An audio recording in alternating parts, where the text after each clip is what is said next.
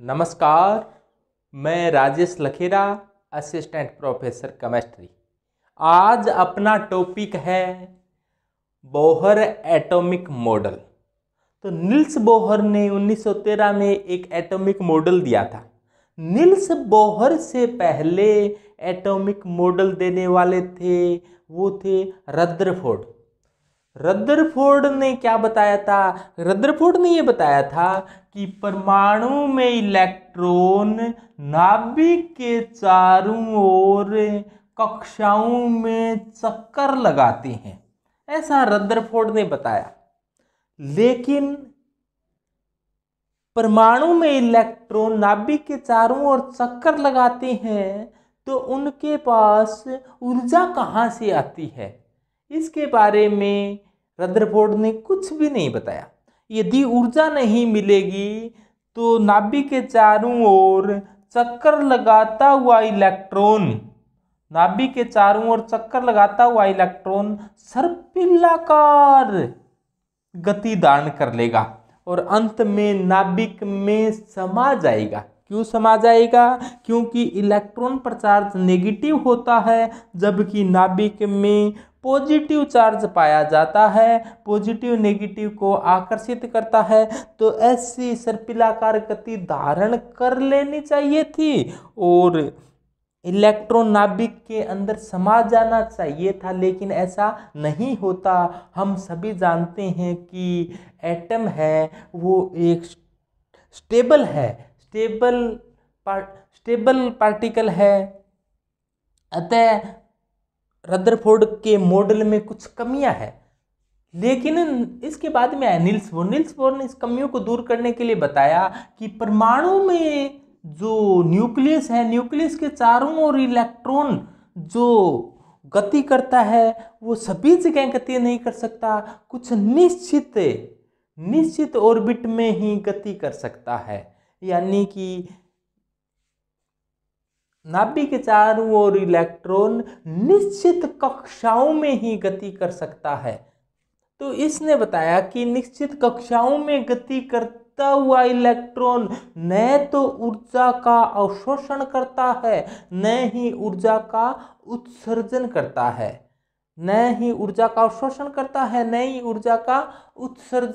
है, क्यों नहीं करता है? फिर बात आती है कि आप देखो, जैसे परमाणु के अंदर एक न्यूक्लियस होती है, न्यूक्लियस में न्यूट्रॉन व प्रोटॉन रहते हैं, जबकि इलेक्ट्रॉन नाभिक के चारों ओर निश्चित कक्षाओं में चक्कर लगाते हैं, ऐसा बोहर महोदय कहते हैं। इलेक्ट्रॉन पर चार्ज कैसा होगा? नेगेटिव होगा। और नाभिक पर में चार्ज कैसा होता है? पॉजिटिव होता है। अपने बात करते हैं नाभिक में टोटल पॉजिटिव चार्ज कितना है। इसके लिए आप ऐसे ध्यान रखो, एक प्रोटॉन होता है, एक प्रोटॉन, उस पर आवेश इलेक्ट्रॉन के बराबर ही होता है। तो इलेक्ट्रॉन के बराबर आवेश है नाभिक में एक प्रोटॉन में, और नाभिक में प्रोटॉनों की संख्या कोई एटॉमिक नंबर Z कहते हैं। तो एक प्रोटॉन पर आवेश है वो E है, तो बताओ Z प्रोटॉनों पर आवेश कितना होगा? ZE होगा। चार्ज कैसा है? पॉजिटिव प्रकार का है। तो कुल मिलाकर अपने कह दें कि पॉजिटिव ZE चार्ज न्यूक्लियस में पाया जाता है। और इलेक्ट्रॉन पर चार्ज कैसा होता है? इलेक्ट्रॉन पर चार्ज होता है E नेगेटिव, यानी कि 1.6 × 10 की पावर नेगेटिव में कितना? 19 कूलाम आवेश होता है। प्रोटॉन व इलेक्ट्रॉन पर आवेश जो चार्ज होता है वो सेम होता है, लेकिन उनकी प्रवृत्ति होती है वो अलग होती है। प्रोटॉन पर पॉजिटिव होता है, इलेक्ट्रॉन पर नेगेटिव होता है। पॉजिटिव और नेगेटिव के बीच में एक अट्रैक्शन होगा। अट्रैक्शन कैसे होगा? जैसे मान लो कूलाम ने एक नियम दिया था कि यदि दो आवेश है जो Q1 व Q2 है और इनके बीच की दूरी R है, तो उनके बीच एक बल लगता है जो इन चार्ज के गुणनफल के समानुपाती होता है, वह बीच की दूरी के वर्ग के व्युत्क्रमानुपाती होता है। ऐसा बताया था कि F समानुपाती Q1 Q2 upon R square. समानुपाती का निशान जब जब हटाया जाता है तब तब एक नियतांक लगाया जाता है, और अपने नियतांक क्या लगा दिया, K। तो F बराबर K Q1 Q2 upon R के स्क्वायर, इससे कूलाम बल कहा जाता है। तो ये बल लग रहा है क्योंकि ये भी एक आवेश है और ये भी एक आवेश है और ये r दूरी पर है, तो इनके बीच में बल कितना लग रहा है, F बराबर K Q1 Q2 upon R की स्क्वायर बल लग रहा है। अब देखो आवेश Q1 है, आवेश Q1 है, यह नाभिक में उपस्थित पॉजिटिव चार्ज है और नाभिक में उपस्थित पॉजिटिव चार्ज कितना है, प्लस जेडी। तो Q1 की जगह क्या लिख दें अपने, प्लस का जेडी लिख दिया, और Q2 की जगह क्या है, इलेक्ट्रॉन प्रवेश है, ये माइनस का ई है। तो यहाँ पर क्या लिख दें अपने, प्लस जेडी, और ये माइनस का क्या है, ई, और प्लस माइनस का ये गुणा होगा तो क्या आएगा, माइनस का। तो क्या आ जाएगा, F बराबर, तो F बराबर माइनस, प्लस माइनस का गुणा माइनस है, के फिर जेड ई की स्क्वायर, दो ई हो गई, ई की स्क्वायर अपॉन आर की स्क्वायर। ये इतना बल लग रहा है, किधर की तरफ है, अंदर की तरफ। माइनस का चिन्ह, नेगेटिव चिन्ह, ये बताता है कि ये बल कैसा है, अट्रैक्शन का है, आकर्षण का है, मात्र ये बताने का काम कर रहा है। अब जो ये बल है वो केंद्र की तरफ लग रहा है, केंद्र की तरफ लग रहा है, उसको कहा जाता है सेंट्रीपिटल फोर्स। तो ये कैसा फोर्स है, सेंट्रीपिटल फोर्स है, या इसको अपने कह दें केंद्र की तरफ बल लग रहा है या अंदर की तरफ बल लग रहा है, वो F इन है। अब कोई भी घूमती है वस्तु तो एक बाहर की तरफ भी बल लगता है, कोई भी घूमे, और यहाँ पर इलेक्ट्रॉन v वेग से, m द्रव्यमान का, m मास का कोई इलेक्ट्रॉन है, वो v वेलोसिटी से घूम रहा है, सर्कुलर पाथ में गति कर रहा है, तो उस पर एक बल लगेगा बाहर की तरफ। उस बल को क्या कह दिया, mv स्क्वायर अपॉन r। तो इसको F आउट कह दिया। ये F इन और F आउट बराबर है, लेकिन इनकी दिशा विपरीत है। तो F इन बराबर है F आउट के, लेकिन चिन्ह क्या है, नेगेटिव का चिन्ह है। इसका मतलब है इनकी दिशा अलग है।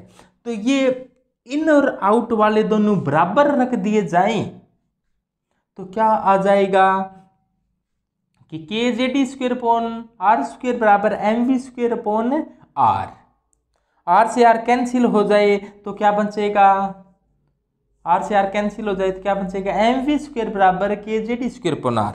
तो अपने ऐसे कह दें कि नील्स बोर की पहली अवधारणा, फर्स्ट पोस्टुलेट नील्स बोर का क्या है कि mv स्क्वायर बराबर क्या है, के जेड स्क्वायर अपॉन r, के Z E square upon r।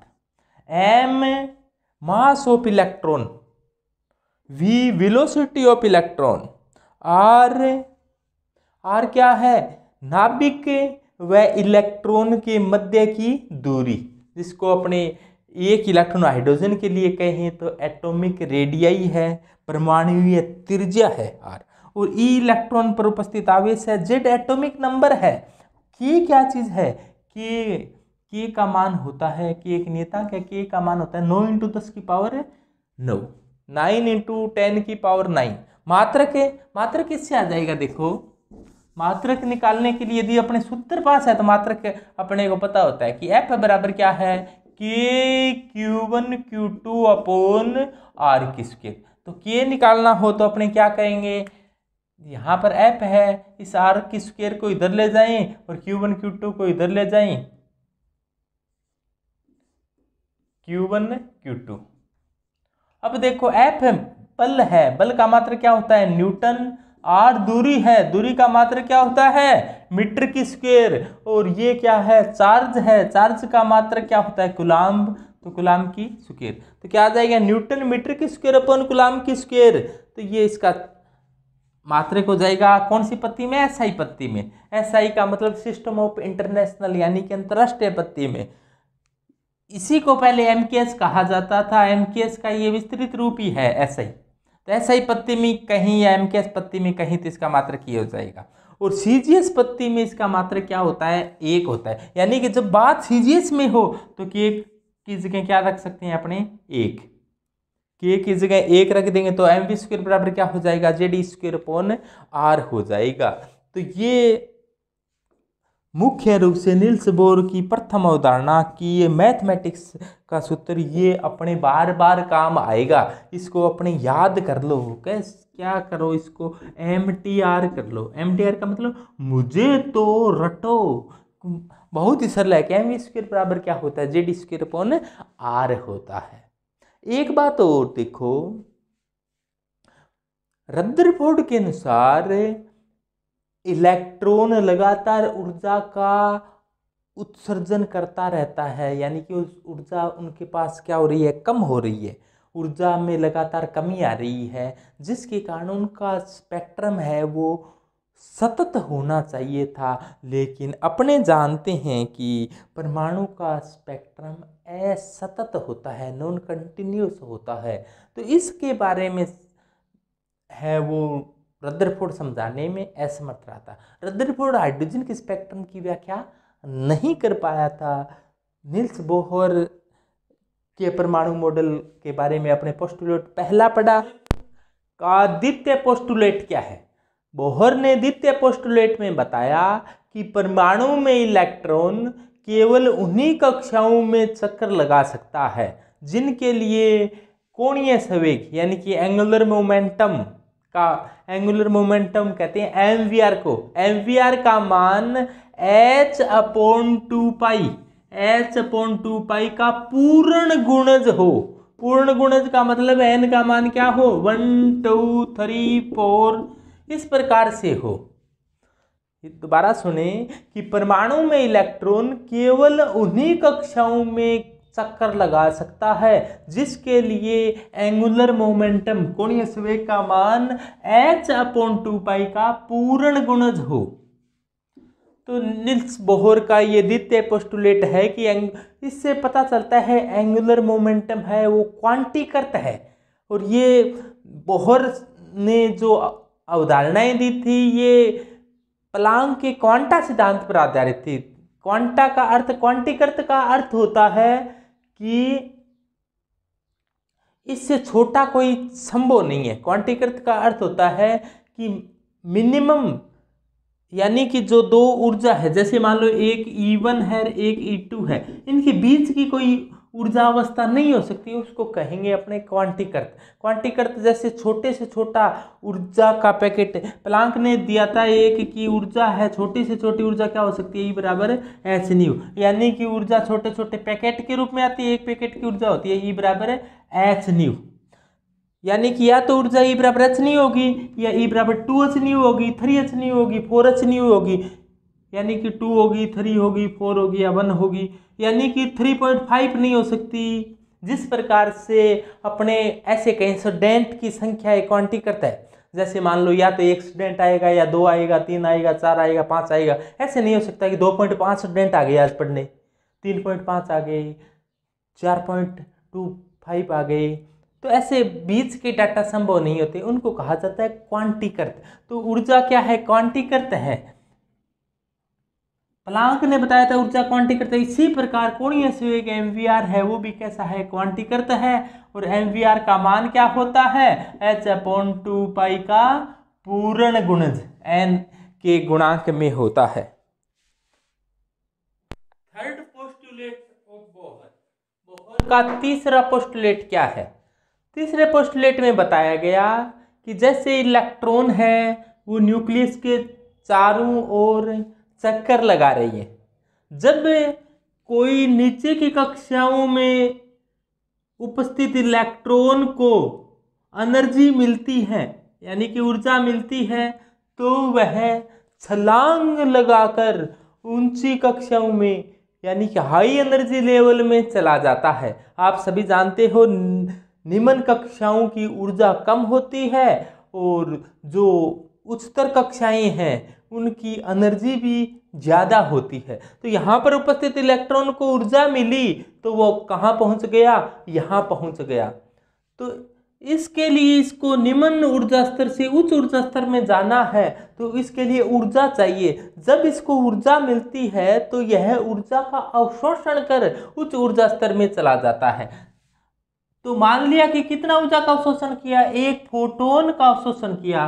और एक फोटोन की ऊर्जा E बराबर hν होती है। प्लांक ऐसा कहता है ना कि उच्चतर ऊर्जा स्तर है मान लो E2 और निम्न ऊर्जा स्तर है E1। इनकी ऊर्जा में डिफरेंस कितना है, डेल्टा E कह दें या E2 माइनस E1 बराबर क्या कह दें, hν कह दें।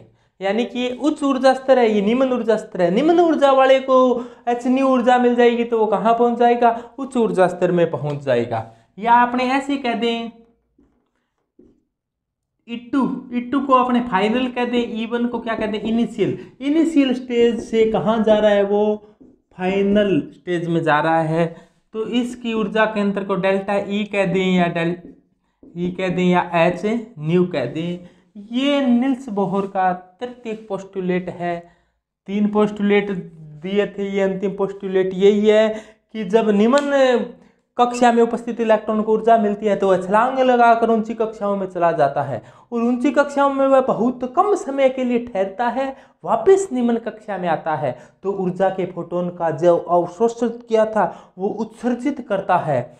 उत्सर्जित प्रकाश होता है वो दृश्य क्षेत्र का होता है। कई बार कई अलग अलग मेटल में ये दृश्य का भी हो सकता है, जिससे यदि ये बाम्बर श्रेणी का होगा तो दृश्य का होगा। लाइमन कई प्रकार की श्रेणियां होती है, यानी कहीं से भी यदि प्रथम कक्षा में आता है तो इसको लाइमन कहते हैं, कहीं से भी द्वितीय कक्षा में आता है तो इसको बाम्बर कहते हैं। तो पहली श्रेणी होती है लाइमन, वो पैराबैंगनी की होती है। दूसरी पैराबैंगनी मतलब अल्ट्रावायलेट, दूसरी होती है वो दृश्य की होती है। यदि ये बाम्बर श्रेणी का है तो वो रंगीन भी होता है। रंगीन का मतलब अपने देख सकते हैं उत्सर्जित प्रकाश को। बोहर के तीनों पोस्टुलेट पढ़ लिए अपने। पहला कहता है mv² बराबर Zd²/r, दूसरा कहता है mvr बराबर h/2π का पूर्ण गुणज है तो nh/2π, और तीसरा कहता है कि E2 माइनस E1 बराबर hν। तो इसकी इन तीनों पोस्टुलेट की समीकरणों की सहायता से अपने कुछ निकालेंगे कि बोहर रेडियस क्या होती है, बोहर कक्षा में उपस्थित इलेक्ट्रॉन की वेलोसिटी क्या होती है, एनर्जी क्या होती है। तो अपने देखते हैं सबसे पहले बोहर रेडियस। अपने देखो द्वितीय अवधारणा को उठाओ। पहले द्वितीय अवधारणा क्या कहती है, mvr बराबर nh/2π। यहां से अपने क्या कर लो, v निकाल लो। तो v बराबर क्या हो जाएगा, nh/2π। mr को इधर ले जाओ तो mr। अब इसकी स्क्वायर कर दो तो v² बराबर क्या आ जाएगा, n²h² इसकी भी स्क्वायर करोगे 2 की स्क्वायर क्या हो जाएगी, 4π² m²r²। अब v² का मान समीकरण 1 में रख दो। तो v² का मान क्या किया हमने, समीकरण 1 में पुट करने पर। तो समीकरण 1 क्या कहती है, ये कहती है कि mv² बराबर होता है Ze²/r। तो v² की जगह ये v² का मान रख दो। इस v² की जगह यहाँ पर v² का मान रख दोगे तो क्या आ जाएगा, आ जाएगा v² का मान क्या है, n²h² m² r² बराबर किसके है, Zd²/r के। तो बराबर हो जाएगा Zd²/r। जो कटता है उसको काट दो, एक r से एक r कैंसिल, m से m² कैंसिल। और कुछ कट रहा है क्या, देखो फिर बच गया उसको लिख दो। अब देखो n²h²/4π² तो इधर से Ze2 को इधर ले आओ, तो जेड को मैं इधर लिख देता हूँ, E2 को मैं इधर लिख देता हूँ, जेड E2 दोनों नीचे आ गए, जेड को इधर लिख दिया, E2 को इधर लिख दिया, और ये आर तो कट गया था, इधर नीचे आ रहा है, इधर लाए तो बराबर किसके आ जाएगा, आर के। तो आर का यही सूत्र हो जाएगा। इसको अपने थोड़ा सा व्यवस्थित कर कर लिखें तो आर बराबर क्या है, एन स्क्वायर जेड, ये बदलने वाली चीज है, इसको अपने आगे निकाल लो, एच स्क्वायर अपॉन 4 पाई की स्क्वायर एम ई की 2, एच स्क्वायर अपॉन 4 पाई की स्क्वायर एम ई की 2, ये सूत्र होता है रेडियस का। इसे याद रखना चाहिए, क्योंकि एग्जाम में अपने सीधा ही आ जाए तो अपने निकालना थोड़ा सा मुश्किल काम हो जाता है कि आर बराबर एन स्क्वायर बटे Z into H square upon 4 पाई की स्क्वायर एम ई की 2। तो इस प्रकार से आप याद कर लो इनको। निकालना भी बहुत सरल है कि दूसरी से v का मान निकाल कर v की स्क्वायर कर v की स्क्वायर को यहाँ रख दो पहली में, बस इतना सा काम है।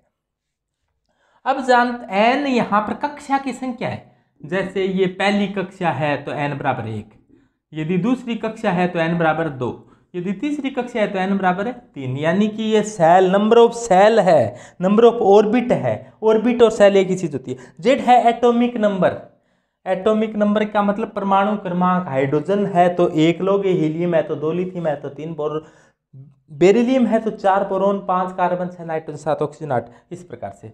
और ये ध्यान रखना नील्स बोहर का एटॉमिक मॉडल केवल 1 इलेक्ट्रॉन वाले के लिए लागू होता है, यानी कि हाइड्रोजन में 1 इलेक्ट्रॉन होता है तब लागू होता है, हीलियम 1 इलेक्ट्रॉन त्याग देगा तब लागू होगा, लिथियम में 3 इलेक्ट्रॉन होते हैं 2 त्याग देगा तब लागू होगा, बेरिलियम प्लस 3 पर लागू होगा, बोरोन प्लस 4 पर लागू होगा, यानी कि 1 इलेक्ट्रॉन स्पीसीज पर ही काम करता है, बाकी पर काम में करता नहीं। H प्लांक कांस्टेंट है, H का मान आप जानते हो कितना होता है, 6.62 इंटू 10 की power -34 joule into second, H हो गया प्लांक कांस्टेंट। पाई 22/7, पाई क्या होती है 22/7। m है मास ऑफ इलेक्ट्रॉन, इलेक्ट्रॉन का मास कितना होता है 9.1 इंटू 10 की पावर -31, और ये किस में है किलोग्राम में, और ये है इलेक्ट्रॉन पर उपस्थित आवेश, इलेक्ट्रॉन पर कितना आवेश पाया जाता है 1.6 इंटू 10 की पावर -19 कूलाम। अब देखो यानी कि ये सभी चीज हैं उनके मान निश्चित हैं, तो ये मान इसके अंदर रख दिए जाएं और कैलकुलेशन की जाए तो ये आएगा 0.529 एंगस्ट्रॉम में। तो ये रेडियस होती है, एटम की जो रेडियस होती है वो 0.529 एंगस्ट्रॉम में, एंगस्ट्रॉम में इतनी रेडियस होती है किसकी, एटम की। रेडियस का सूत्र आ गया, बहुत रेडियस का सूत्र आपने कि n स्क्वायर बटे Z into H square upon 4 पाई की स्क्वायर एम की 2। अब देखो इसके मान अपने रखने के पश्चात में क्या आया, n स्क्वायर बटे जेड इंटू 0.529 एंगस्ट्रॉम। एंगस्ट्रॉम का मतलब होता है 10 की पावर -10 मीटर।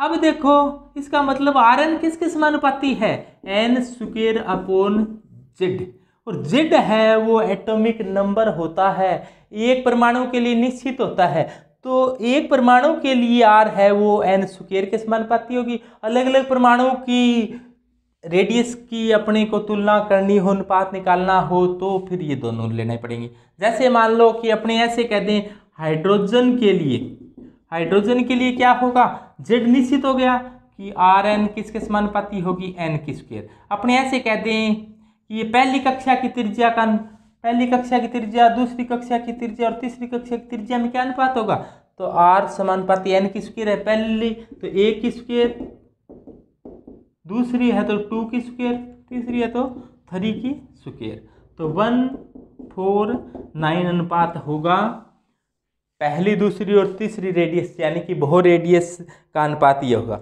ऐसे कह दिया जाए आपको कि अलग अलग दे दे, एक मान लो आपको दे दिया जाए हाइड्रोजन, एक दे दिया जाए मान लो आपको हीलियम प्लस, एक दे दिया जाए आपको लिथियम +2। इसकी मान लो कि आपको कह दिया जाए एच, ये मान लो कि n बराबर 2, सभी में n बराबर 2 है, तो इसकी r होगी तो n² है। अब की बार n निश्चित हो गया तो समानुपाती किसकी होगी? अब n निश्चित हो गया, n बराबर 2 अपने निश्चित कर दिया, तो क्या कहेंगे अपने r समानुपाती n² होता है, तो किस पर डिपेंड किया? अब z पर। तो z जिसका ज़्यादा उसकी रेडियस क्या होगी? कम। तो R1 अनुपात, इसको RH कहते हैं, इसको RHE कहते हैं, इसको RLI कहते हैं। तो अनुपात क्या रहेगा? 1/1 अनुपात 1/2 अनुपात 1/3। तो इसको अपने सरल अनुपात में बदलने के लिए जो इसका लघुत्तम समापवर्ती ले लो, 3 2 अच्छा है, तो 6 से गुणा कर दो, 1/1 × 6 अनुपात 1/2 × 6 अनुपात 1/3 × 6। तो क्या आ जाएगा? 6:3:2 ये होगा। यानी कि जिसका z ज़्यादा होगा उसकी रेडियस क्या होगी? कम होगी। n निश्चित कर दिया आपने, n निश्चित हो तब का अनुपात आइए। अब आपको कह दिया जाए n भी निश्चित न हो, तो दोनों बातें ध्यान रखनी पड़ेगी। जैसे आपको इस प्रकार का क्वेश्चन दे दिया जाए,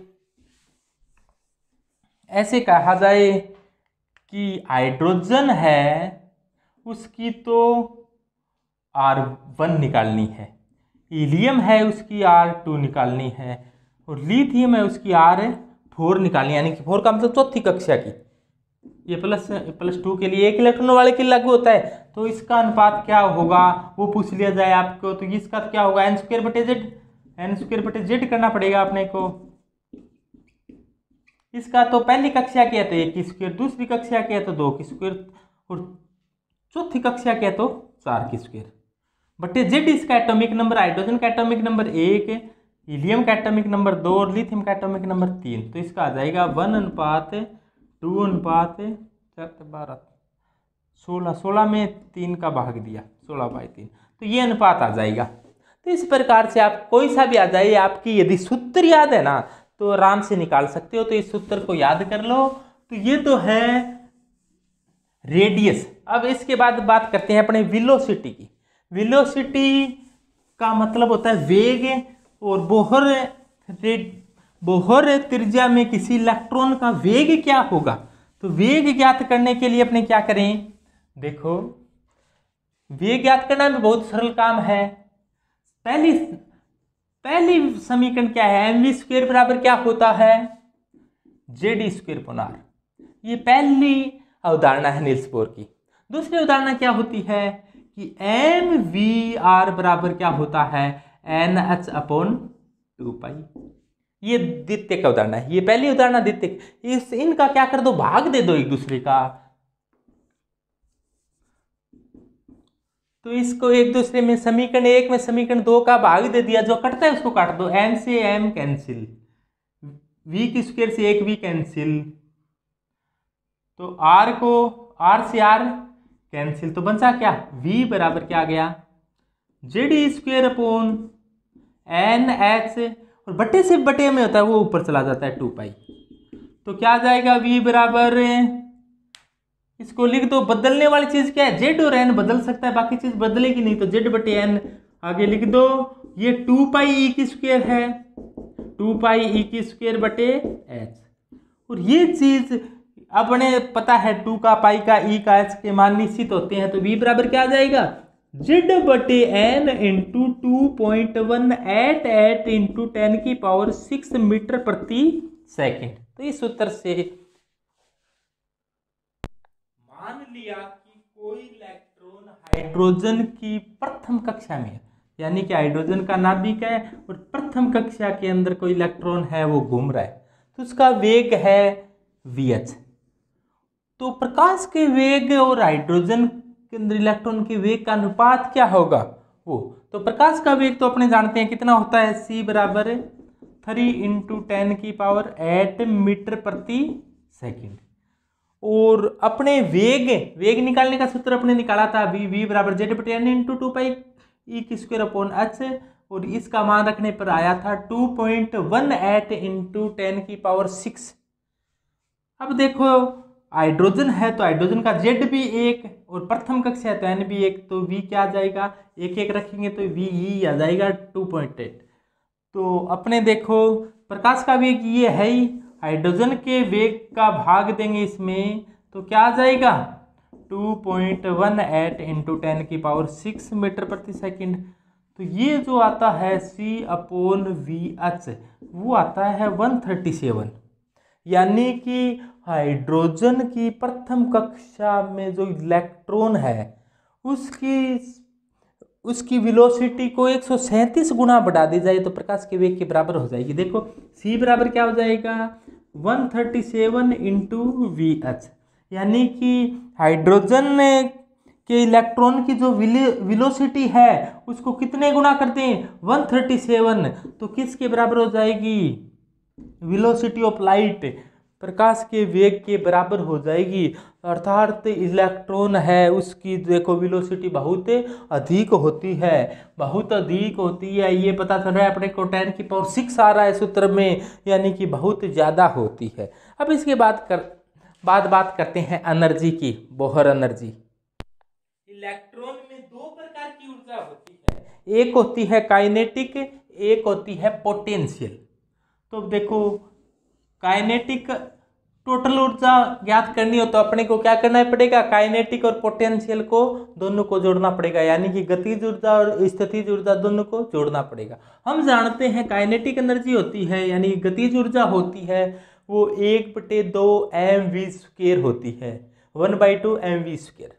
और जो पोटेंशियल एनर्जी होती है वो होती है kQ1Q2/R। अब देखो kQ1Q2/R होती है। अब देखो इसके अंदर नाभिक में प्रोटॉन पाए जाते हैं, एक प्रोटॉन पर आवेश होता है इलेक्ट्रॉन के बराबर लेकिन धनावेश, और प्रोटॉनों की संख्या Z होती है, टोटल आवेश हो गया Zd। और बाहर कोई इलेक्ट्रॉन चक्कर लगा रहा है, उनके बीच की दूरी है वो R है, तो इनके बीच की एनर्जी -kZ²/R और 1/2 होता नहीं पोटेंशियल एनर्जी, यानी कि पोटेंशियल एनर्जी का सूत्र ये हो जाएगा कि Z²/R। और काइनेटिक एनर्जी का तो आप जानते हैं 1/2 mv², और अपने जानते हैं mv² बराबर Z² होता है। mv² बराबर क्या होता है Z²/R, mv² बराबर Z²/R, नील्स बोर की प्रथम अवधारणा से। अब देखो इसके आगे 1/2 है तो दोनों तरफ 1/2 से गुणा कर दो, तो 1/2 mv² बराबर क्या हो जाएगा 1/2 Z²/R, यानी कि 1/2 mv² की जगह क्या लिख सकते हैं अपने 1/2 ZE²/R। अब देखो अब इन दोनों पर ध्यान दो आप लोग, किस पर, कि काइनेटिक एनर्जी और पोटेंशियल एनर्जी पर। अब बड़ी कौन सी दिखाई दे रही है, kinetic energy 1/2 Z²/R, potential energy Z²/R। इसके आगे एक है लेकिन ये माइनस है, इसके आगे प्लस है। टोटल एनर्जी क्या हो जाएगी E टोटल, अपने मैं इधर लिख देता हूं E टोटल बराबर क्या है कुल एनर्जी। पहले काइनेटिक लिखो, काइनेटिक क्या है 1/2 Z²/R, तो 1/2 ZE²/R माइनस पोटेंशियल एनर्जी क्या है ZE²/R। अब देखो ये तो ZE²/R और ये 1/2 ZE²/R, तो बड़ा कौन सा है ZE²/R, लेकिन माइनस का है तो माइनस ZE²/R में से 1/2 ZE²/R गया तो क्या बचेगा, यानी कि एक में से आधा गया तो आधा बचा, लेकिन बड़ा कौन सा है माइनस वाला, तो निशान क्या आएगा माइनस का, तो 1/2 ZE²/R ये क्या आ जाएगी E टोटल।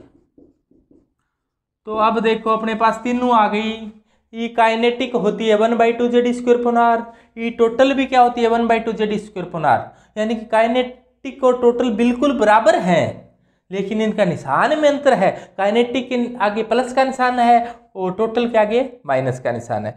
और पोटेंशियल एनर्जी टोटल एनर्जी की 2 गुना है, क्योंकि इसके आगे देखो 1/2 है और इसके आगे कुछ नहीं है, तो अपने आएगा तो E काइनेटिक बराबर माइनस E टोटल, या आप ऐसे भी लिख सकते हो E काइनेटिक बराबर ई टोटल, यह इसके आगे माइनस का निशान लगा दो चाहिए, यानी कि काइनेटिक एनर्जी को माइनस से गुणा कर देंगे तो टोटल हो जाएगी, टोटल को माइनस से गुणा कर दोगे तो वो क्या हो जाएगी, काइनेटिक। और पोटेंशियल एनर्जी और टोटल एनर्जी में क्या संबंध है कि ई टोटल बराबर क्या है, ई टोटल बराबर पोटेंशियल एनर्जी, पोटेंशियल एनर्जी और ई टोटल में क्या संबंध है, देखो टोटल तो 1/2 है, पोटेंशियल तो बड़ी कौन सी है, पोटेंशियल एनर्जी बड़ी है टोटल से, तो क्या करना पड़ेगा, ई टोटल को 2 से गुणा करना पड़ेगा, तब जाकर क्या आएगी, ई पोटेंशियल आएगी। यानी पोटेंशियल एनर्जी को 2 से गुणा करेंगे, पोटेंशियल एनर्जी निकालनी है तो ई टोटल को 2 से गुणा करेंगे, यानी कि बड़ी होती है पोटेंशियल एनर्जी। लेकिन ध्यान रखना ये निशान, पोटेंशियल एनर्जी टोटल एनर्जी दोनों में माइनस का आता है, और काइनेटिक एनर्जी हमेशा धनात्मक होती है। काइनेटिक एनर्जी गतिज ऊर्जा होती है, गतिज ऊर्जा हमेशा पॉजिटिव होती है, और जबकि ये पोटेंशियल एनर्जी और टोटल एनर्जी इलेक्ट्रॉन के लिए हमेशा नेगेटिव होती है। अब देखो टोटल ऊर्जा आ गई अपने पास, टोटल ऊर्जा का सूत्र आया, क्या आया बोलो, ये आ गया टोटल एनर्जी का सूत्र कि E total is equal to minus ZE² upon R 1/2, 1/2 ZE² upon R, 2 नहीं है तो ये क्या हो जाती है, पोटेंशियल, और यदि माइनस को प्लस से कर दूं तो ये क्या हो जाएगी, काइनेटिक। इलेक्ट्रॉन की एनर्जी में 3 प्रकार की एनर्जी होती है, जैसे एक होती है काइनेटिक, एक होती है पोटेंशियल, एक होती है टोटल एनर्जी। काइनेटिक एनर्जी होती है वो ZE² upon R, potential energy ZE² upon R, और टोटल एनर्जी भी ZE² अपॉन R। लेकिन इनके आगे बस काइनेटिक और टोटल एनर्जी के आगे +1/2 और टोटल एनर्जी के आगे -1/2, और पोटेंशियल एनर्जी के आगे कुछ नहीं लगा होता। इसका मतलब पोटेंशियल एनर्जी होती है उसका मान ज़्यादा होता है, और काइनेटिक और टोटल एनर्जी से दुगना होता है, क्योंकि इनके आगे देखो 1/2 यानी कि हाफ लगा हुआ है, इसके आगे 1 लगा हुआ है। इसका मतलब काइनेटिक एनर्जी को दुगना कर देंगे तो पोटेंशियल एनर्जी हो जाएगी, और टोटल एनर्जी को दुगना कर देंगे तो भी पोटेंशियल एनर्जी हो जाएगी। लेकिन ध्यान दें, काइनेटिक एनर्जी और पोटेंशियल एनर्जी है उनके निशान में अंतर है, और पोटेंशियल एनर्जी टोटल एनर्जी का नेगेटिव निशान है दोनों का ही। अब इनके जो आगे ZE² अपॉन R तो दोनों में समान है, आगे देखो इसके 1/2 लगा हुआ है, इसके -1 है, इसके -1/2, तो आपसे एग्जाम में अनुपात पूछ लिया जाए तो अनुपात क्या होगा, 1/2 अनुपात -1 अनुपात -1/2, या आप ऐसे कह सकते हो कि 1:2:1, क्योंकि इसको 2 से गुणा कर दें तो 1:2:1, लेकिन ये माइनस की है। अब देखो आप इससे आसानी से समझ सकते हो कि टोटल एनर्जी निकालनी हो तो पोटेंशियल एनर्जी में क्या किसका भाग दे दो, ये पोटेंशियल एनर्जी है, पोटेंशियल एनर्जी के 1/2 लगाते ही क्या बन जाएगी, टोटल एनर्जी। तो पोटेंशियल एनर्जी के क्या लगा दो, 1/2, यानी कि 2 का क्या कर दो, भाग दे दो। और काइनेटिक एनर्जी, टोटल एनर्जी निकालनी है काइनेटिक एनर्जी से, तो काइनेटिक एनर्जी को क्या कर दो, माइनस कर दो। तो काइनेटिक एनर्जी को माइनस कर दोगे तो वो ई टोटल के बराबर हो जाएगा। या मैं इसी को अलग अलग लिख कर दिखाऊँ आपको, ई टोटल निकालना हो तो पोटेंशियल एनर्जी के अंदर भाग दे दें 2 का, या मैं ऐसे कहूँ 1/2 से गुणा कर दो, तो क्या हो जाएगा, पोटेंशियल एनर्जी आ जाएगी। और यदि अपने को निकालना हो टोटल एनर्जी किससे, काइनेटिक एनर्जी से, तो काइनेटिक एनर्जी को कुछ नहीं करना, बस चिन्ह चेंज कर दो काइनेटिक एनर्जी का। तो काइनेटिक एनर्जी पॉजिटिव होती है, इसको नेगेटिव करते ही क्या आ जाएगी, टोटल एनर्जी आ जाएगी। अब इसको टोटल एनर्जी को सूत्र के रूप में इस प्रकार से भी लिख सकते हैं, क्योंकि अपने जानते हैं कि त्रिज्या का सूत्र क्या होता है, तो R बराबर होता है L²/Z × H² अपॉन 4π² m की 2। तो इस सूत्र को आर की जगह रख दिया जाए, आर की जगह रख दोगे तो इस सूत्र को आर की जगह रख दोगे तो ये एनर्जी का सूत्र आ जाएगा कि माइनस जेड स्क्वायर बटे एन स्क्वायर इंटू 2 पाई की स्क्वायर एम ई की 4/h स्क्वायर। और देखो इन सभी का मान अपने को पता होता है, तो ये मान रख दिया जाए तो एनर्जी का सूत्र क्या आ जाएगा, माइनस जेड स्क्वायर बटे n square into 13.6 electron volt प्रति एटम। यदि अपने को जूल में निकालनी हो तो इसका मान होता है माइनस जेड स्क्वायर बटे एन स्क्वायर इंटू 2.18 इंटू 10 की पावर -18। 2.18 को 18 बोल दो, 2.18 इंटू 10 की पावर -18, ये किस में आ जाएगी, जूल प्रति एटम में आ जाएगी। यानी कि एटम की इलेक्ट्रॉन के लिए क्या हो जाएगी, ये एनर्जी हो जाएगी, यानी कि जूल प्रति परमाणु या इलेक्ट्रॉन वोल्ट प्रति परमाणु। अब आपको ये सूत्र याद हो और ये सूत्र बाई चांस भूल जाओ एग्जाम में तो क्या कर सकते हो आप लोग, तो आप ऐसा करो, इलेक्ट्रॉन का मान अपने को पता होता है तो इलेक्ट्रॉन का मान रख दो कि क्या होता है, 1.6 इंटू 10 की पावर -19, तो ये किस में आ जाएगी, अब जूल प्रति एटम में बदल जाएगी। और इसका जो मल्टीप्लाई करोगे तो ये डाटा आएगा, तो ये मल्टीप्लाई करने के बाद में ही आया है। यानी कि इलेक्ट्रॉन वोल्ट को आप जूल में बदलना चाहते हो तो 1.6 इंटू 10 की पावर -19 से गुणा कर दीजिए तो ये एनर्जी आ जाएगी।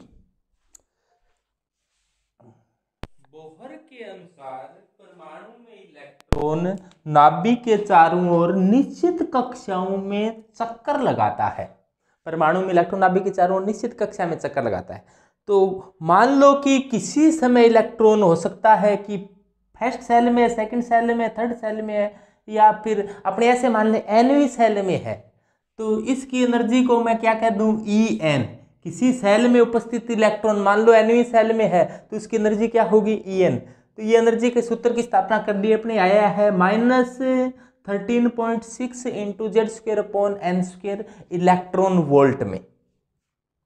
अपने ऐसे कह दें कि प्रथम सेल है उसकी एनर्जी क्या होगी, ये प्रथम सेल है तो n बराबर 1, ये द्वितीय सेल है, सेकंड सेल है तो n बराबर 2, थर्ड सेल है तो n बराबर 3, फोर्थ सेल है तो n बराबर 4, 5 सेल है तो n बराबर 5 और अनंत सेल है तो n बराबर क्या आ गया, अनंत। तो अपने पहले ही बता चुके हैं कि प्रिंसिपल क्वांटम नंबर के मान अनंत तक हो सकते हैं। इसका मतलब क्या है, ये k है, ये l है, ये m है, ये n है, ये k l m n o इस प्रकार से बढ़ता जाएगा, ये सेल है। अब इसकी एनर्जी की बात करें तो एनर्जी का सूत्र क्या है, ये है। अपने बात करें हाइड्रोजन के लिए तो हाइड्रोजन के लिए Z का मान क्या हो जाएगा, 1 हो जाएगा।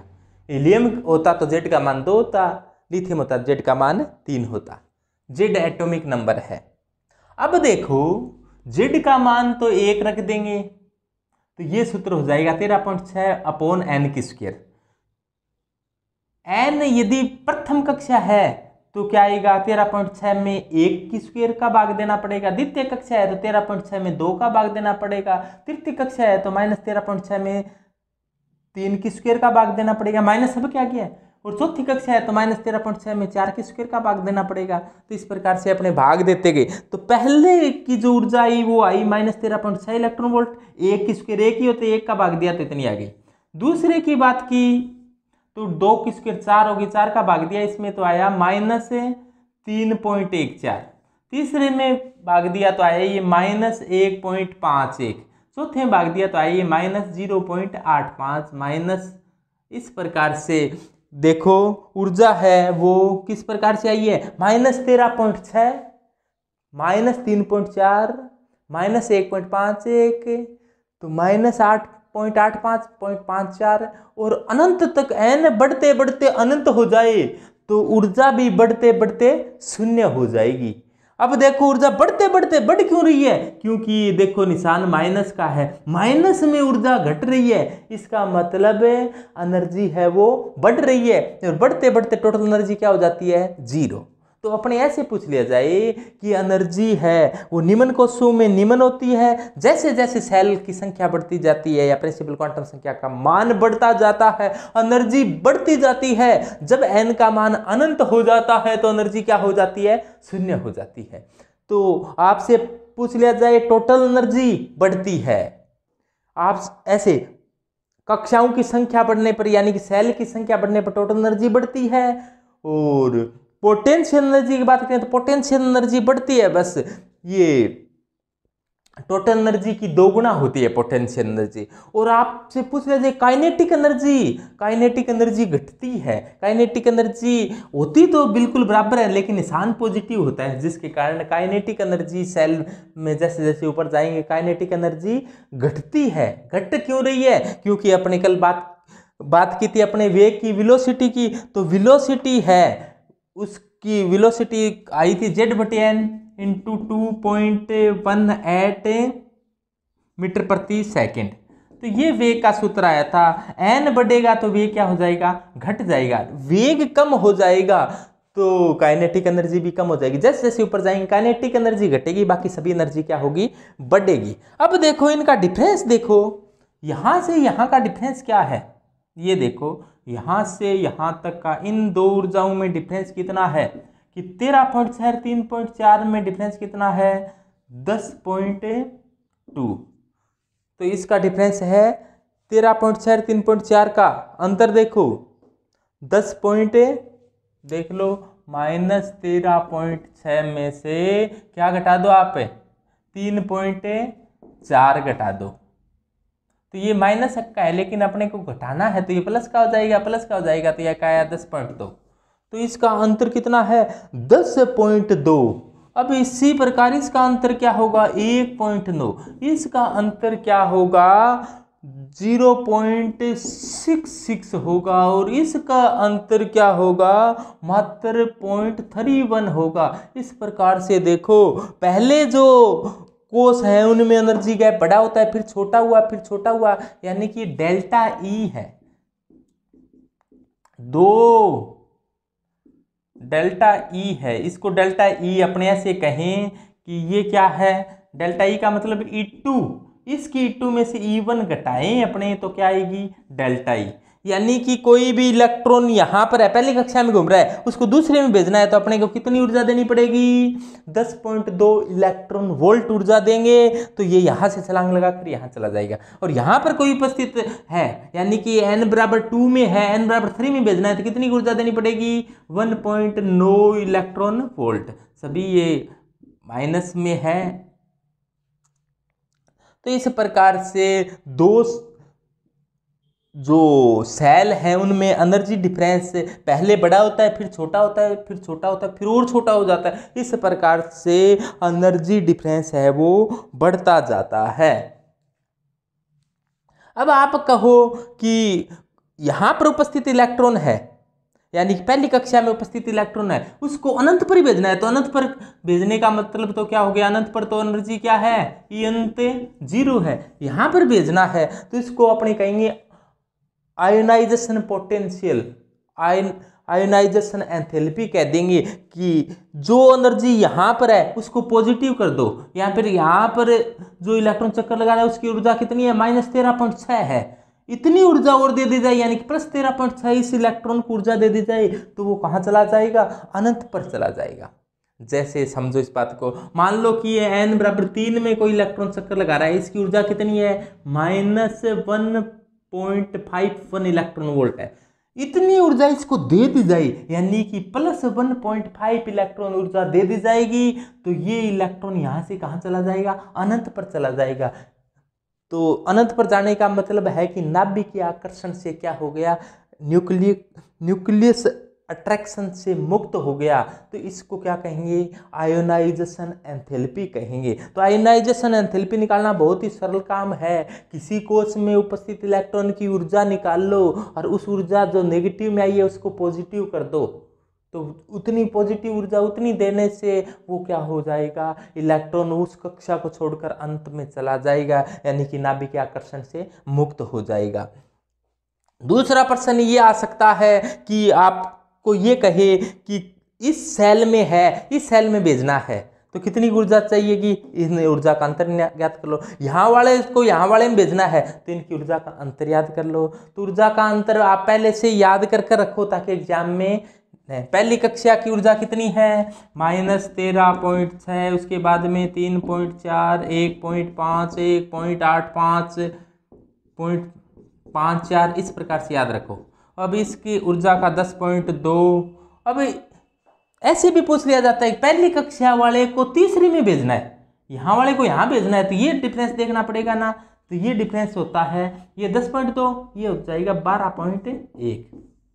तो इसको और इसको जोड़ दो या फिर यहाँ वाली ऊर्जा को इसमें से घटा लो, तो ये होता है 10.2, इसका अंतर होता है 12.1, और इसका अंतर हो जाएगा 12.85, इसका अंतर हो जाएगा 13.06। यानी कि यहाँ वाले को यहाँ पर भेजना है अपने को, तो कितनी ऊर्जा देनी पड़ेगी 13.06, ये 13.6 है तो 13.06 देंगे तो यहाँ पर पहुँच जाएगा। तो इस प्रकार से आपको ये एनर्जी से संबंधित क्वेश्चन सबसे ज़्यादा पूछे जाते हैं। तो इस एनर्जी से संबंधित प्रश्नों के उत्तर आप कैसे दोगे, यही बात मैं दोबारा समझाना चाहूँगा आपको। तो इस प्रकार से भी देख सकते हो आप कि ये ऊर्जा का सूत्र ये है, n बराबर 1 यानी कि प्रथम सेल है, तो यहाँ पर 1 की स्क्वायर का भाग दिया तो ये ऊर्जा आ गई। n बराबर 2 तो 2 की स्क्वायर का भाग दिया तो ये ऊर्जा आ गई। n बराबर 3 तो 3 की स्क्वायर का भाग दिया। n बराबर 4 तो 4 की स्क्वायर, n बराबर 5 तो 5 की स्क्वायर। तो इस प्रकार से ये ऊर्जा है, इनको आप याद ही कर लो। कैसे कि 13.6, 3.4, 1.5, 1.85, 0.54 और अंत पर तो आपको पता है 0 हो जाएगी। तो ये याद हो जाएगा, बहुत ही सरलता है। 13.6, 3.4, 1.5, 1.85, 0.54 और 0। एक दो बार बोल कर देखोगे जरूर याद हो जाएगा। अब देखो इनकी ऊर्जा का अंतर भी आप याद रखो कि इनका अंतर क्या है 10.2, यानी कि इनका अंतर क्या है E2 माइनस E1 का। E2 में से E1 को घटाएं तो क्या आएगा 10.2, यानी कि E1 में कोई है तो E2 में भेजना है तो कितनी ऊर्जा देनी पड़ेगी 10.2। और E2 का है कोई E1 में छलांग लगाता है, यानी कि E2 वाला कोई E1 में आना चाहिए तो फिर ऊर्जा का उत्सर्जन करेगा, और E1 वाला E2 में जाएगा तो ऊर्जा का क्या करेगा अवशोषण करेगा। तो वो ऊर्जा कितनी होगी 10.2, यानी कोई ऊपर से नीचे आएगा तो उत्सर्जन करेगा और नीचे से ऊपर जाएगा तो क्या करेगा अवशोषण करेगा। इसी प्रकार इसकी ऊर्जा का अंतर क्या है E3 माइनस E1, तो E3 माइनस E1 क्या जाएगा 12.1। और इसी प्रकार E4 माइनस E1 12.75, 13.06। तो इसको भी याद कर सकते हो 10.2, 12.1, 12.75, 13.06, 10.2, 12.1, 12.75, 13.06, इस प्रकार से याद कर लो। और कोई यहाँ E1 वाले को अनंत पर ही भेजना चाहता है तो इस ऊर्जा का अंतर क्या होगा 13 इनकी ऊर्जा का अंतर कितना आ जाएगा भाई कि E अनंत माइनस E1। तो E अनंत पर तो ऊर्जा 0 होती है, E1 का मान कितना है -13.6 है, तो माइनस माइनस क्या हो जाएगा प्लस, तो 13.6 इलेक्ट्रॉन वोल्ट। यानी किसी को अनंत पर ही भेजना है तो -13.6 को +13.6 में बदल दो तो वो चला जाएगा अनंत पर, और अनंत पर जाया हुआ कभी वापिस आएगा नहीं, यानी कि वो इलेक्ट्रॉन है वो नाभिकीय आकर्षण से मुक्त हो जाएगा। तो आप इस प्रकार से इनको ध्यान रख सकते हो।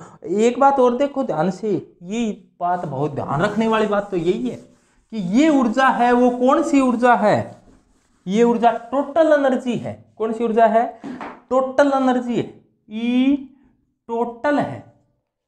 कौन सी एनर्जी है ये ई टोटल, कुल ऊर्जा है। कोई कहे हमें तो कुल ऊर्जा नहीं चाहिए, हमारे को चाहिए पोटेंशियल एनर्जी, पोटेंशियल एनर्जी चाहिए, स्थितिज ऊर्जा चाहिए। तो बहुत ही सरल काम है, स्थितिज ऊर्जा जितनी भी है ना उसको 2 से गुणा कर दो, -13.6 × 2, -3.4 × 2, -1.51 × 2, तो इसको 2 से गुणा करते चलो और आ जाएगी ये जो भी है वो आ जाएगी, और ये तो 0 ही होगी। 0 से किसी संख्या से गुणा कर दो 0। अब कोई कहे हमारे को पोटेंशियल एनर्जी भी नहीं चाहिए, तो क्या चाहिए अभी वो बताओ कि हमारे को काइनेटिक एनर्जी चाहिए, गतिज ऊर्जा चाहिए। तो काइनेटिक एनर्जी ज्ञात करने के लिए आपको संबंध ध्यान हो कि ई टोटल और ई काइनेटिक एनर्जी बराबर ही होती है, बस निशान का अंतर है। तो इसको क्या कर दो, प्लस में कर दो कि 13.6 माइनस में थी टोटल एनर्जी, तो इसको क्या कर दो, प्लस में कर दो, तो वो किस में बदल जाएगी, काइनेटिक एनर्जी में बदल जाएगी। तो -13.6 को +13.6 कर दो, तो 3.4 1.5 1.85 0.54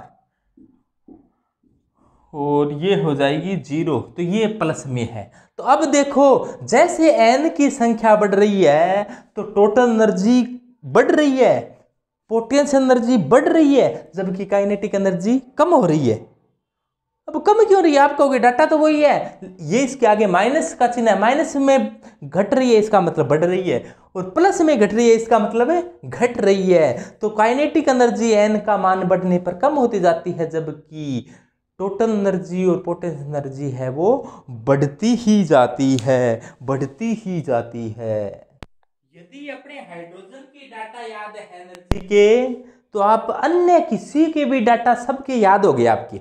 अब आप कहोगे कैसे याद हो गए, तो हाइड्रोजन वाले डाटा को Z² से गुणा कर दोगे, यानी कि किसी परमाणु की एनर्जी ज्ञात करनी है, ये मैंने इसकी पावर ये Z लगाया है, यानी कि Z इधर लिख दूं याद रहने के लिए। किसी भी Z वाले की एनर्जी ज्ञात करनी है आपको, तो हाइड्रोजन वाले की एनर्जी है ना, उसको Z² से गुणा कर दो। या मैं ऐसे कहूं, किसी परमाणु में ऊर्जा की कोई बात, किसी भी परमाणु में ऊर्जा की कोई बात ज्ञात करनी हो, तो हाइड्रोजन की ऊर्जा की वही बात, हाइड्रोजन की ऊर्जा की अपने बात कर ली, उसको किससे गुणा करना है, बस Z² से गुणा करना है, एटॉमिक नंबर की स्क्वायर से गुणा करना है। जैसे आपको कोई क्वेश्चन दे दे, इस प्रकार से क्वेश्चन आए कि लिथियम प्लस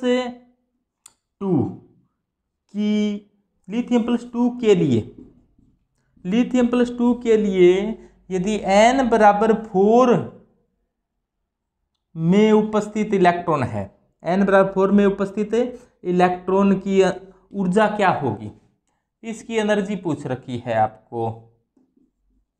तो आपको ये एनर्जी ज्ञात करनी है किसकी, E4 ज्ञात करना है आपको, चौथी कक्षा की ऊर्जा ज्ञात करनी है। किसके लिए, लिथियम के लिए।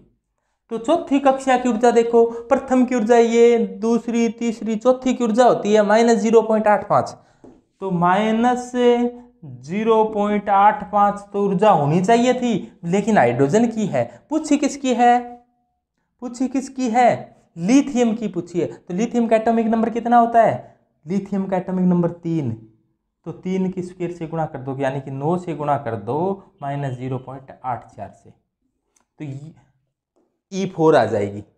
तो आपकी फिर पूरी कैलकुलेशन नहीं करनी पड़ेगी, आपको -0.84 को 9 से गुणा कर दो, सॉरी -0.85 को 9 से गुणा कर दो। तो ये याद रख लो, 13.6 3.4 1.5 1.8 5.54। किसी भी एटॉमिक नंबर वाले की पूछ ली जाए तो उसको Z² से गुणा कर दो। जैसे मान लो आपसे पूछ लिया जाए कि कार्बन +5, क्योंकि आपको पता है नील्स बोर का जो मॉडल है वो 1 इलेक्ट्रॉन वाले पर लगता है। कार्बन पर लगाना होगा तो कार्बन को अपने कहेंगे भी तेरे पास 6 इलेक्ट्रॉन है, तेरे पर ये मॉडल नहीं लगेगा, यदि तेरे पर ये मॉडल अप्लाई करना चाहते हैं तो तेरे को 5 इलेक्ट्रॉन त्यागने पड़ेंगे, तो कार्बन +5 होगा। आपको ऐसे कह दिया कार्बन +5 की तीसरी कक्षा की ऊर्जा ज्ञात करो, तो कार्बन +5 की तीसरी कक्षा की ऊर्जा ज्ञात करनी है, तो इस ऊर्जा को Z² से गुणा कर दो, और Z कितना है कार्बन का 6, तो 6 की पावर 6 यानी कि 36 से क्या कर दो, इसको गुणा कर दोगे तो वही ऊर्जा आ जाएगी तीसरी की। यानी किसी की भी ऊर्जा, किसी का भी ionisation enthalpy, separation energy, excitation potential, देखो कि नाभिक है, ये फर्स्ट सेल हो गई, फर्स्ट सेल की ऊर्जा 13.6, सेकेंड सेल की ऊर्जा 3.4 माइनस के सभी, और N3 के लिए, N4 के लिए, N5 के लिए ये बता चुका मैं।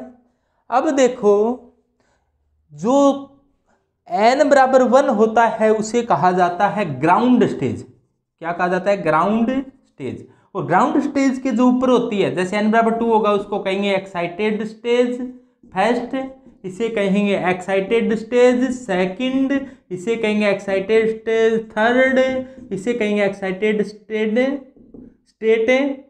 फोर्थ।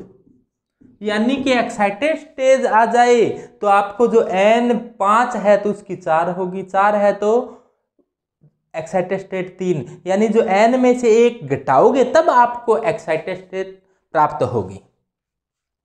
दोबारा से ध्यान दें कि जैसे मान लो ये n बराबर 1 को मैंने ग्राउंड स्टेज कह दिया, इससे ऊपर वाली को एक्साइटेड स्टेज फर्स्ट, उससे ऊपर वाली को एक्साइटेड स्टेज सेकंड, उससे भी ऊपर वाली को excited stage third.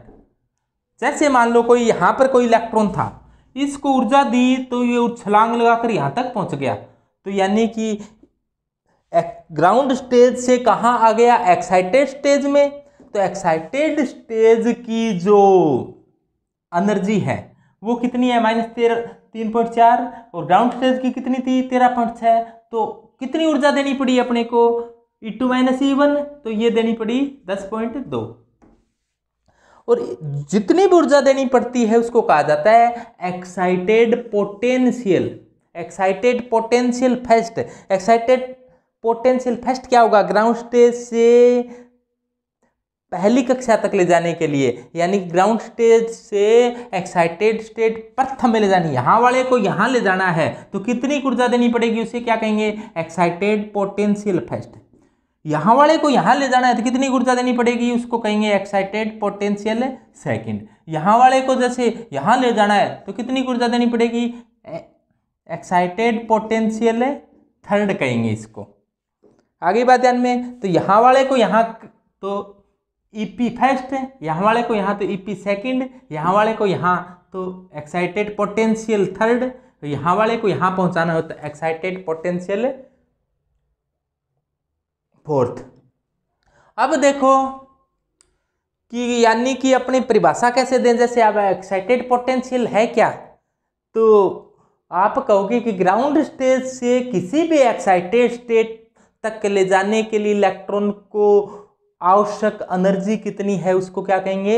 Excited potential कहेंगे। यानी ग्राउंड स्टेट फर्स्ट में है और मान लो कि एक्साइटेड स्टेट थर्ड में भेजना है अपने को, यहां से यहां तक है, तो जितनी ऊर्जा देनी पड़ेगी उसको क्या कहेंगे? Excited potential third. यहां से यहां तक ले जाना है, ये लाइन देखो यहां से यहां तक की है, एक्साइटेड पोटेंशियल थर्ड। कैसे निकालें? E4 में से E1 को घटा दो, E4 है ये E1 है, तो E4 में से E1 घटा दो, तो ये एक्साइटेड पोटेंशियल क्या होता है और एक्साइटेड स्टेट क्या होती है। ग्राउंड स्टेज के ऊपर वाली पहली एक्साइटेड स्टेट, दूसरी तीसरी, यहां से यहां ले जाना हो तो excited potential first. Separation energy यानी कि पृथक्करण ऊर्जा। पृथक्करण ऊर्जा क्या होती है, इसको थोड़ा सा ध्यान से समझो कि जैसे मान लो ये ग्राउंड स्टेज है और ग्राउंड स्टेज से ऊपर वाली एक्साइटेड स्टेज फर्स्ट है। एक्साइटेड स्टेज फर्स्ट से किसी इलेक्ट्रॉन को बाहर निकालना है, कहाँ तक ले जाना है? अनंत तक ले जाना है, तो उसको क्या कहेंगे? Separation energy first. यानी कि फर्स्ट एक्साइटेड स्टेज से इलेक्ट्रॉन को बाहर निकालना है, यानी कि अनंत तक ले जाना है, तो उसको क्या कहेंगे? Separation energy first. Second excited stage से बाहर निकालना है तो इसको क्या कहेंगे? Separation energy second. थर्ड से बाहर निकालना है तो सेपरेशन एनर्जी थर्ड। फोर्थ से एक्साइटेड स्टेज से बाहर निकालना है तो सेपरेशन एनर्जी फोर्थ। अब देखो इसको समझो, सेपरेशन एनर्जी फर्स्ट है, कहाँ से इलेक्ट्रॉन बाहर निकालना है? n बराबर 2 से। और सेपरेशन एनर्जी सेकंड में तो एक्साइटेड स्टेट सेकंड है लेकिन n तो क्या है? थर्ड है। और सेपरेशन एनर्जी जैसे थर्ड निकालनी हो तो एक्साइटेड स्टेट थर्ड से इलेक्ट्रॉन को बाहर निकालना है, लेकिन n सेल संख्या तो क्या है? 4। यानी कि अब सेपरेशन एनर्जी निकालनी हो तो क्या करो आप, जो जैसे मान लो कि सेपरेशन एनर्जी nवें की निकालनी है तो n+1 की एनर्जी है उसको माइनस कर दो। माइनस का मतलब है कि पहले से ही एनर्जी माइनस है तो माइनस माइनस करोगे तो क्या आ जाएगी? प्लस में आ जाएगी। यानी कि n+1 की जो एनर्जी है उसको प्लस कर दोगे, माइनस में पहले एक माइनस वो लगा दोगे तो प्लस में हो जाएगी, तो वो क्या आ जाएगी, सेपरेशन एनर्जी आ जाएगी। तो मैं Rajesh Lakhera, assistant professor chemistry. तो अपने ये थोड़ा सा एनर्जी वाला टॉपिक है, ये थोड़ा जटिल होता है, तो इस वीडियो को हो सकता है कि पहले तो पहली बार देखा आपने तो आप कैसा लगेगा कि ये क्या हो रहा है, क्या पढ़ा रही हैं, अत्यधिक जटिल है। लेकिन एक दो बार इसको देखोगे तब जाकर आपके बिल्कुल ध्यान में आएगा और आपके कपाट हैं वो सभी खुल जाएंगे और एक एक चीज़ आपके बिल्कुल ध्यान में आ जाएगी। और यहाँ से नीट, आईआईटी व आरपीएससी में सबसे अधिक बार प्रश्न पूछे गए हैं। तो धन्यवाद। Please like, share and subscribe my channel Rajesh Lakhera.